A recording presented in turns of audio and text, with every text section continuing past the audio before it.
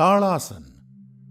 ताड़ यानी ताड़ का पेड़। इस आसन को करते समय आपके शरीर की स्थिति ताड़ के पेड़ की तरह ऊंची और मजबूत हो जाती है। इस आसन को करने के लिए सबसे पहले अपने पैरों को परस्पर 2 इंच की दूरी पर रखकर सीधे खड़े हो जाएं। अब अपने हाथों को कंधों तक उठाएं। हथेलियों को सामने रखकर अपनी उंगलियों को आपस में पकड़ें और फिर धीरे से कलाइयों को बाहर की तरफ मोड़ें।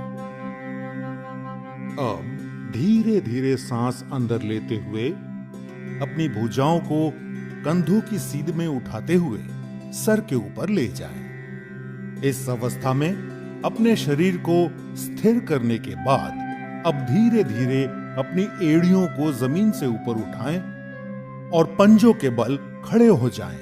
अब बिना अपना संतुलन खोए, बिना पैरों को हिलाए इस स्थिति में 10 से 15 सेकंड तक रहें। सामान्य रूप से सांस लें और छोड़ें। कुछ देर आराम से रहें। शुरुआत में संतुलन बनाना थोड़ा कठिन हो सकता है। इसके लिए आप अपने सामने एक बिंदु पर अपनी आंखें केंद्रित करें। इस आसन के नियमित अभ्यास से संतुलन बनाना सरल हो जाएगा।